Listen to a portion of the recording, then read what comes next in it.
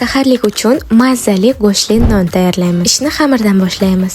Iliq sut, eritilgan sariyog', tuz va shakarni solamiz. Drojaga keladigan bo'lsak, sizga aytmasam, kimga ham aytaman. Drojani sutga emas, aynan unga qo'shib aralashtiring. Shunda xamiringiz ideal darajada takoy bo'lib chiqadi. Yumshoqqina xamir qorib, biroz damga qo'yamiz. Xamir dam olguncha Instagramda reels ko'rib o'tirmaymizda, darrov chaqqongina bo'lib, nachinkani tayyorlaymiz. Bu safar 250 gram go'sht qiymasiga to'g'ralgan piyoz va 2 qoshiq o'simlik yog'i quyib yubordim. Xamir 30-40 daqiqada tayyor bo'ladi. Ikkita zuvolaga bo'lib olib, chiroyligina yoyib olamiz. Qiymali nachinkani shoshmasdan mehr bilan solamiz va videodagidek tugib chiqamiz. Xamirni qolgan tarafini mana shunday bo'laklarga kesib chiqamiz. Nachinkalik joyini ruletka o'xshab aylantirib olamiz va aylana shaklga keltiramiz. O'shanda pishganida xuddi guldek chiqadi. Tuxum sarig'ini surtamiz va sedana sepib 40 daqiqaga qizib turgan duxovkaga yuboramiz. 180 gradusga. Qarang qanday qizarib, ishtahani yorvoradigan bo'lib pishdi. Xamiri va ichidagi go'shti esa og'zingizda erib ketadi. Uni saharlikka yesangiz kun